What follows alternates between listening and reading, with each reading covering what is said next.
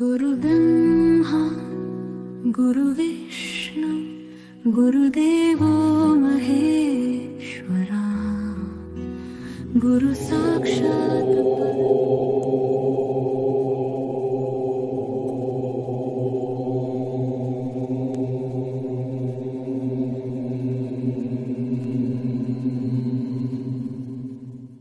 আপনি জানেন কি মৃত্যুর মুহূর্তে নাভিতে জ্বলে ওঠে এক রহস্যময় আলো, সৃষ্টি হয় উত্তাপ, বদলে যায় নাভির রং।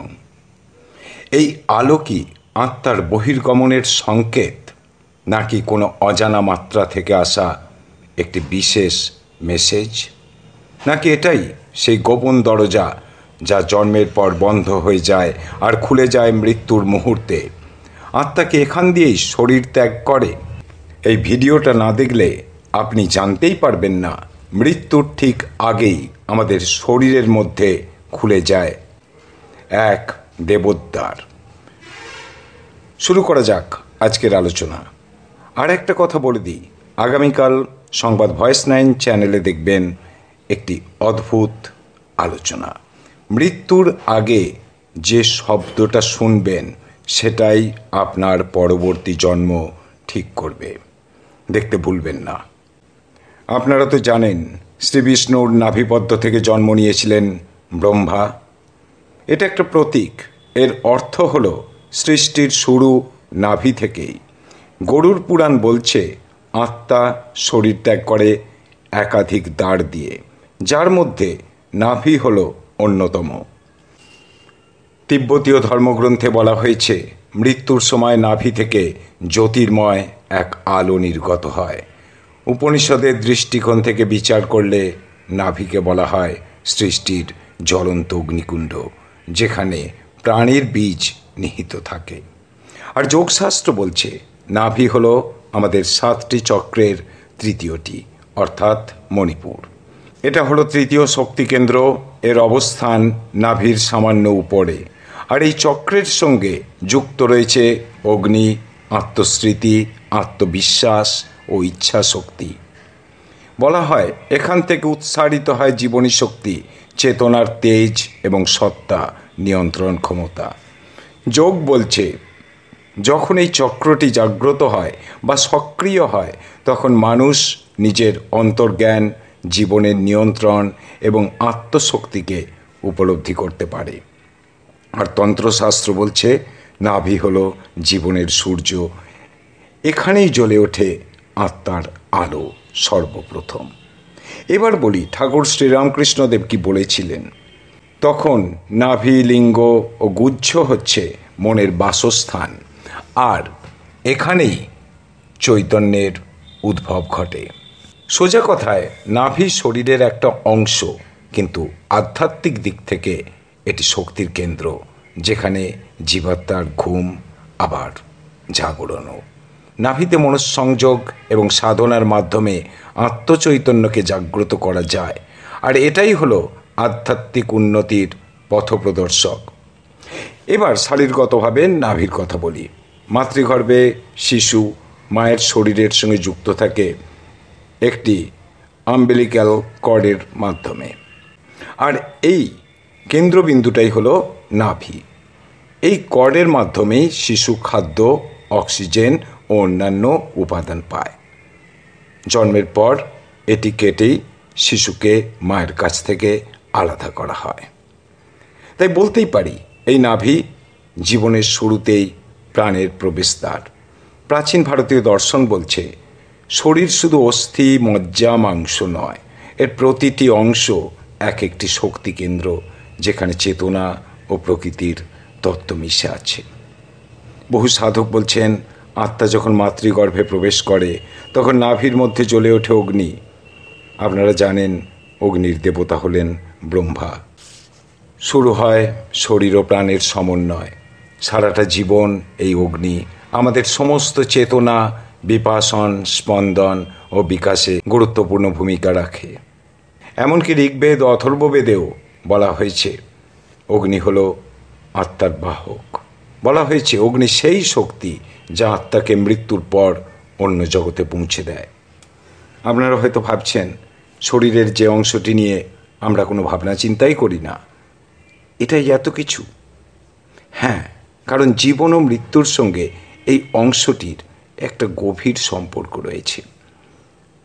তন্ত্র জগতে যোগচর্চায় বলা হচ্ছে, যখন শরীরের সব চক্র নিস্তেজ হয়ে যায়, তখন মণিপুর চক্রে জমা থাকা জীবনের শেষ তেজ একবার দীপ্ত হয়ে ওঠে, যেন আত্মা তার দীপ্তি দিয়ে বুঝিয়ে দেয় এবার দেহ ছাড়ার পালা। এই আলোই আত্মার রূপ। হিন্দু দর্শনে আত্মা স্বরূপে হল জ্যোতির্ময়, তেজময়ী সত্তা। আর বৃহদারণ্যক উপনিষদ বলছে আত্মা সেই অমৃতের নাভিতে অবস্থান করে। তাই আত্মা যখন নাভি থেকে বের হয় তখন নিজের দীপ্তি নিয়েই বের হয়। সেই তেজ হয়তো কেউ কেউ দর্শন করেন আলোরূপে, আর কেউ কেউ স্পর্শে তাপরূপে। তবে এই আলো মৃত্যুর মেসেজ নয় বা প্রতীক নয়, বরং জীবনভর জ্বলতে থাকা তেজের শেষ দীপ্তি। এই আলো একাধারে বিদায়ের আর অন্যদিকে এক নতুন যাত্রার সংকেত। এই পথ আত্মার আগমনের পথ, আবার নির্গমনের পথও। প্রশ্ন ওঠে, নাভি কি কেবলই এক অঙ্গ, নাকি এটা এক অন্তহীন চেতনার দ্বার? চলুন এ ব্যাপারে জীববিজ্ঞান কি বলে একটু দেখে নেওয়া যাক। দেখুন, মৃত্যুর সময় আমাদের শরীরে ঘটে এক গভীর জৈব বৈদ্যুতিক রূপান্তর। বহু গবেষক বলেন মৃত্যুর মুহূর্তে শরীরের কোষগুলোতে এক ধরনের বায়ো ইলেকট্রোম্যাগনেটিক ডিসচার্জ হয়, বিশেষ করে মস্তিষ্কে যখন সুনামি ঘটে তার শক্তি সর্বত্র ছড়িয়ে পড়ে। এই শক্তি তাপ, আলো ও স্পন্দন আকারে অনুভূত হয়, আর এর কেন্দ্রীয় অঞ্চল হয়ে ওঠে নাভি। কারণ এই নাভি স্নায়বিক সংযোগ পথের এক অন্যতম গিঁট। বুঝতে পারছেন কি বলছি? নাভি কিন্তু আমরা যেভাবে দেখি সেরকম নয়। আমরা অধ্যাত্মবাদের জগতে যারা রয়েছি তারা মনে করি নাভি হলো অত্যন্ত গুরুত্বপূর্ণ একটা দ্বার, প্রবেশদ্বার এবং প্রস্থানদ্বার, যেখান দিয়ে আত্মার প্রবেশ এবং নির্গমন, প্রাণের প্রবেশ ঘটে এই নাভির সাহায্যেই। শুধু আমরা নই, বহু সাধক ক্রিয়াযোগীও সেটাই বিশ্বাস করেন। আর বিজ্ঞানীরা বলেন এই নাভির যে অংশটা কেটে রেখে দেওয়া হয়, পরবর্তী সময়ে শুকিয়ে যায় এবং ফেলে দেওয়া হয়, অনেকে ফেলে দেন, এটা কিন্তু স্টেম সেলের একটি গুরুত্বপূর্ণ বাহক। যাদের স্টেম সেল পরিবর্তন করার প্রয়োজন হয়, বিশেষ করে যারা ব্লাড ক্যান্সারে আক্রান্ত হন, তাদের ক্ষেত্রে এটি খুব গুরুত্বপূর্ণ একটি প্রয়োজনীয় জিনিস। কিন্তু অনেকেই আমরা সেটা সংগ্রহ করি না। বর্তমানে বিশ্বের নানা দেশে এগুলো সংরক্ষণ করার জন্য ব্যবস্থা করা হয়েছে। 2013 সালে ইউনিভার্সিটি অব মিচিগানের এক গবেষণায় দেখা যায় একদল ইঁদুর নিয়ে গবেষণাটা চালানো হয়েছিল। একদল ইঁদুরের মৃত্যুর সময় মস্তিষ্কে হঠাৎ করেই তৈরি হয়েছিল প্রবল গামা ওয়েভ বা হাই ফ্রিকোয়েন্সি ইলেকট্রিক্যাল অ্যাক্টিভিটি। আর জীবিত অবস্থার চেয়েও এগুলি আরও শক্তিশালী ছিল।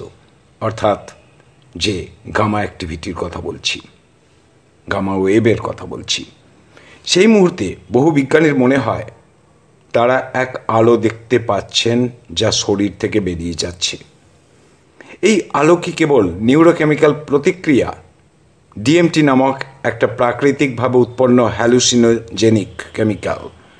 মনে করা হয় যে মৃত্যুর সময় বা গভীর ট্রমার সময় মস্তিষ্ক থেকে এটি নিঃসৃত হয়। বহু গবেষক মনে করেন এই ডিএমটি নির্গমনের ফলেই শরীর থেকে আলো বের হওয়া, আত্মাকে ভাসতে দেখা, এইরকম অনেকে দেখে থাকেন। বিশেষ করে যাদের নিয়ার ডেথ এক্সপিরিয়েন্স হয়েছে তারা এই ধরনের ঘটনার সাক্ষী হন। আর তাদের অনেকে বলেছেন তাদের নাভি থেকে একটা জ্যোতির্ময় আলো যেন উপরের দিকে উঠে যাচ্ছে। কিন্তু আমাদের প্রশ্ন, এই আলো কি কেবলই নিউরোকেমিক্যাল প্রতিক্রিয়া, নাকি এটাই আত্মার মুক্তির পথ, যা সাধকরা বিভিন্ন পুরাণ বারংবার বলেছেন? বহু সাধক ও যোগী বিশ্বাস করেন মৃত্যুকালে আত্মা যদি নাভি থেকে বের হয় সেটাকে বলা হয় সাধারণ মৃত্যু, আর আত্মা যদি ব্রহ্মরন্ধ্র দিয়ে বের হয় তবে তা মুক্তিমূলক মৃত্যু। যোগীরা বলছেন আত্মা নাভি দিয়ে নির্গত হলে তার পুনর্জন্ম হবে। তবে গরুড় পুরাণ বলছে অন্য কথা। এই পুরাণ মতে যারা মোক্ষ লাভের উপযুক্ত, যাদের পুণ্য বেশি ও যারা জ্ঞানের পথে থাকেন, তাদের আত্মা নাভিমূল দিয়েই শরীর ত্যাগ করে। অনেকে বলেছেন মৃত্যুর সময় নাভির চারপাশে নীলচে, সবুজাভ বা কালচে ছাপ পড়ে। বিজ্ঞানের মতে মৃত্যুর পর রক্ত সঞ্চালন বন্ধ হয়ে যায় এবং এর ফলে নাভির চারপাশের রং আরেকটু ডার্ক লাগতে পারে। বিজ্ঞান নাভিতে আলো জ্বলে ওঠাকে বলেছেন রূপক, মেটাফোর, কারণ এই ধরনের ঘটনাকে বিজ্ঞান স্বীকার করে না। তবে বৈজ্ঞানিক গবেষণায় দেখা গেছে নাভির চারপাশে রয়েছে ৭২,০০০ নার্ভ, যা সারা দেহে ছড়িয়ে পড়ে। তাই বিজ্ঞানীরা নাভিকে সেকেন্ড ব্রেনও বলে থাকেন। আর আয়ুর্বেদ বলছে নাভি হচ্ছে শরীরের এনার্জি ডিস্ট্রিবিউশন সেন্টার। বহু চিকিৎসক বলেছেন যারা মৃত্যু পথযাত্রী, তাদের নাভি অঞ্চল কারো কারো ক্ষেত্রে অত্যন্ত শীতল হয়ে যেতে পারে, আবার কারো ক্ষেত্রে অত্যন্ত গরম। কিছু বিজ্ঞানী বলছেন ইনটুইশন এবং যে গাট ফিলিং, আমাদের যেটা গাট ফিলিং বা ইনটুইশন হয়, সেটা শুরু হয় নাভি থেকে। আর প্রেম, ভয়, এইসব আবেগ প্রথমত নাভিমূলেই অনুভূত হয়। বিজ্ঞানীরা বলছেন নাভিতে যে স্টেম সেল ট্রেসেস থাকে, সেগুলো জীবনের পুরো তথ্যবাহকও হতে পারে। আমরা মনে করি এই নাভি হলো Brahma portal, centre of time space loop. এই নাভি দিয়েই সৃষ্টি, ঠিক তেমনি ধ্বংস আর পুনর্জন্ম সব কিছুই এখানে লুকিয়ে রয়েছে। আর পবিত্র বাইবেল কি বলছে জানেন? পবিত্র বাইবেলের মতে নাভি এক গভীর ভাবনার প্রতীক, যেখানে ঈশ্বরের উপর নির্ভরতা জীবনের প্রধান উৎসরূপে প্রতিস্থাপিত হয়।